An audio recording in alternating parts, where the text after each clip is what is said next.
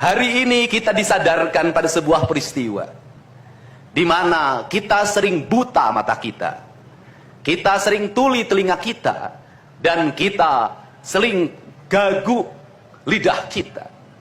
Ketika anak-anak kita berteriak di jalanan, mengusung sangkur, membawa celurit, saling berkejaran, darah menetes di setiap sudut kota, motor-motor dibakar, orang menjerit penuh rasa ketakutan, kita hanya bisa diam.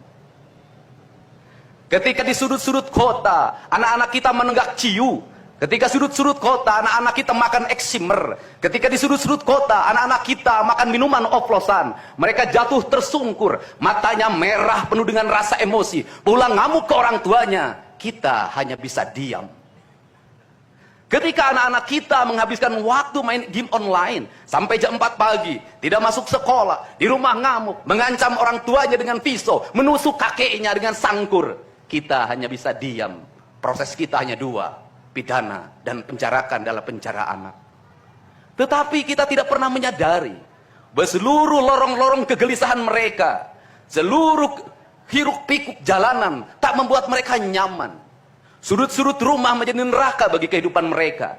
Lapang-lapang bola tergusur menjadi industri perumahan, pemukiman, dan pertokoan. Mereka kehilangan tempat bermain. Mereka kehilangan air yang jernih di sungai sehingga bisa mereka berenang. Mereka kehilangan gunung-gunung yang indah tempat mereka bercengkrama dengan alam. Mereka kehilangan sawah yang terhampar. Yang mereka lihat adalah kebisingan dan kebisingan. Bising di jalanan karena knalpotnya brong. Bising di rumah karena orang tuanya bertengkar. Maka mereka lari dalam lorong-lorong gelap. Digenggamnya handphone, diambilnya obat-obat terlarang, ditengahnya minuman dalam sebuah kelompok yang sama. Kita orang-orang yang terpinggirkan di rumah, kita orang-orang yang terpinggirkan di sekolah. Guru-guru telunjuknya menunjuk pada wajahnya, tapi tak bisa memberikan solusi kegelisahan jiwanya. Semua orang hanya memberikan pengamatan, analisis, kajian. Itulah metodologi yang dikembangkan bangsa ini. Tetapi tidak ada yang berani mengambil solusi, mengangkat mereka di sudut jalanan, dimasukkan ke barak, dididik secara militer, diarahkan menjadi anak-anak yang berguna. Kedisiplinan militer adalah harga mati bagi kemajuan bangsa, bukan musuh. Pandangan-pandangan buruk terhadap militer adalah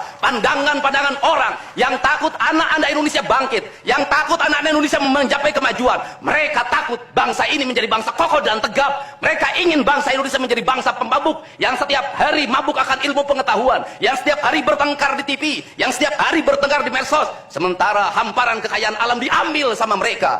Janganlah kita menjadi antek dari bangsa lain, memporak-porandakan diri sendiri dan bangsanya dengan alasan pengetahuan, dengan alasan hak asasi manusia.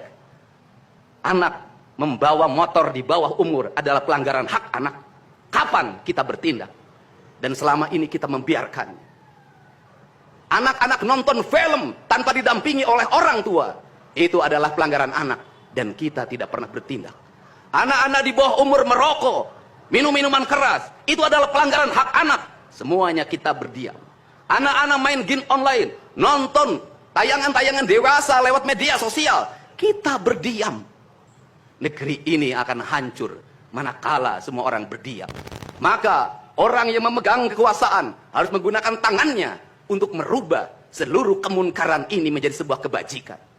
Kalau kita berkomitmen pada bangsa ini, problem anak-anak kita adalah mengkonsumsi tayangan yang bukan haknya di media sosial. Maka saya meminta peraturan pemerintah yang mengatur tentang itu segera dilaksanakan. Anak-anak di bawah umur tidak boleh mengakses media sosial yang bukan haknya.